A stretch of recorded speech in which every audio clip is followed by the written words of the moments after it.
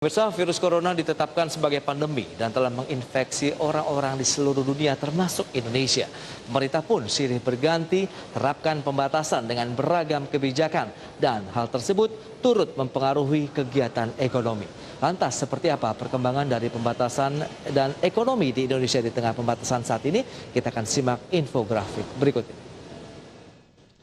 Ya, seperti yang bisa Anda saksikan di layar televisi Anda, ini adalah berbagai kebijakan dari sisi pembatasan kegiatan masyarakat yang sudah dilakukan oleh pemerintah. Selengkapnya bisa Anda saksikan di layar televisi Anda. Kita lihat ada PSBB yang berlaku 31 Maret 2021. Kemudian kita lihat ada PPKM, ini juga kelanjutan dari tanggal 11 sampai dengan 25 Januari 2021. Kemudian kita lihat berlanjut pada periode berikutnya dalam bentuk PPKM Mikro. Ini mulai 9 Februari 2021. Kemudian ada PPKM Darurat yang baru saja kita lalui hingga saat ini dari tanggal 3 sampai dengan 20 Juli 2021. Kemudian berganti kembali menjadi PPKM level 4 yang berlangsung dari tanggal 25 Juli sampai dengan 2 Agustus mendatang. Jadi pemerintah sudah menerapkan beragam cara ini. Bentuk-bentuk pembatasan aktivitas kegiatan masyarakat begitu untuk mengurangi kontak langsung, kerumunan massa, sehingga penyebaran dari varian Delta yang lebih menular ini tidak bisa meluas secara masif di Indonesia. Karena kita tahu hingga kini Indonesia masih terus melaporkan kasus-kasus baru dari virus yang telah bermutasi ini. Pemerintah mengambil kebijakan pembatasan kegiatan masyarakat untuk menekan penyebaran COVID-19. Dampak dari PPKM Darurat Juli 2021 akan mendorong penurunan pertumbuhan ekonomi nasional pada tahun 2021. Adapun sektor-sektor yang sangat terdampak dari kebijakan ini diantaranya adalah pariwisata, retail hingga transportasi udara. Ya, penerapan beragam pembatasan ini juga turut mempengaruhi dari pergerakan pertumbuhan ekonomi Indonesia mulai dari triwulan 1 2020 hingga saat ini. Lantas seperti apa pergerakannya kita akan simak dalam infografik selanjutnya. Ya, seperti yang bisa Anda saksikan kembali di layar televisi Anda, ini adalah dari sisi pertumbuhan ekonomi Indonesia dari triwulan pertama tahun 2020 hingga triwulan pertama tahun 2021. Kita lihat memang sempat mencapai 2,97% pada triwulan pertama tahun lalu. Kemudian memasuki triwulan kedua dengan adanya pandemi COVID-19 di tahun 2020, kita lihat penurunan cukup dalam hingga minus 5,32% untuk pertumbuhan ekonomi Indonesia. Dan ini langsung juga diambil langkah antisipasi oleh pemerintah sehingga berhasil menekan dari penurunan pertumbuhan ekonomi Indonesia di triwulan selanjutnya atau masuk ke triwulan ketiga tahun 2020 sehingga naik menjadi 3,49% meskipun masih minus ya, minus 3,49%. Dan berlanjut dengan upaya-upaya perbaikan dan kebijakan stimulus oleh pemerintah di triwulan keempat 2020 juga semakin membaik pertumbuhan ekonomi Indonesia meskipun masih dalam kategori negatif menjadi minus 2,19%. Dan di tahun 2021 kondisi pertumbuhan ekonomi Indonesia juga tercatat masih minus 0,74%. Ya, penerapan pembatasan hingga PPKM turut mempengaruhi pergerakan pertumbuhan ekonomi Indonesia dan pada kuartal kedua dan ketiga potensi pertumbuhan bisa tertahan dan terjadi mengingat konsumsi masyarakat yang terdampak signifikan. Namun, di sisi lain, lebih dari 70% investasi Indonesia didominasi dalam bentuk bangunan, sehingga proyek-proyek pembangunan konstruksi masih berjalan dengan penerapan protokol kesehatan yang ketat.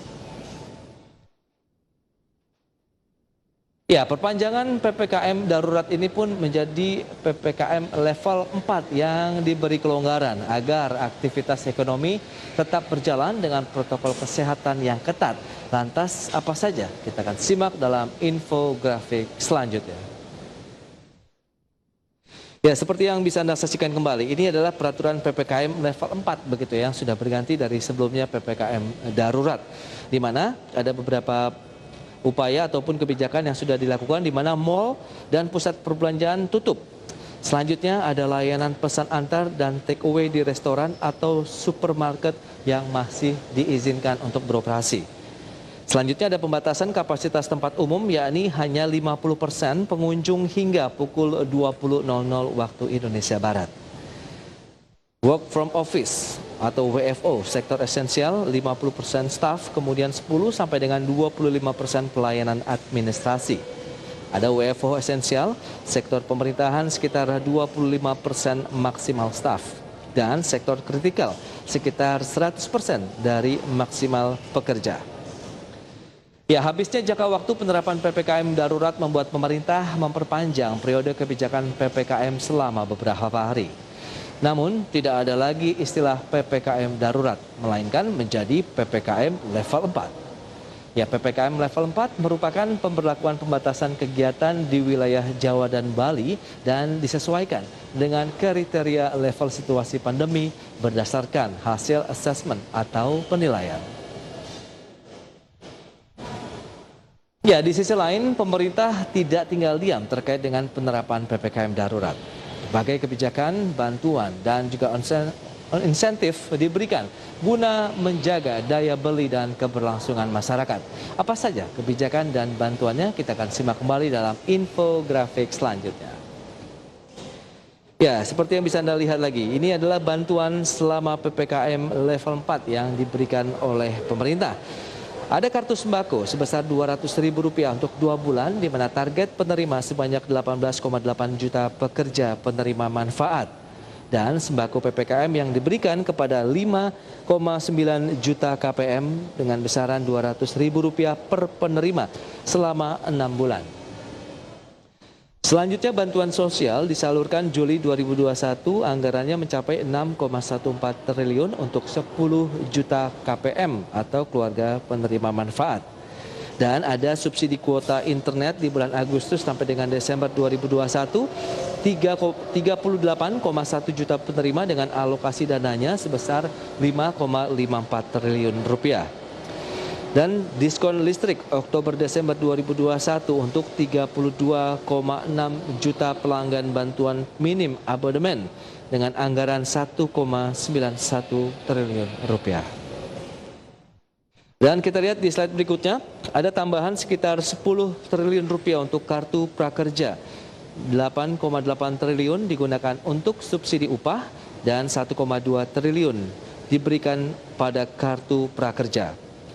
Ya, bantuan subsidi upah pada pekerja peserta BPJS Ketenagakerjaan sebesar Rp600.000 yang diberikan sebanyak 2 kali. Kemudian bantuan beras kepada 28,8 juta KPM.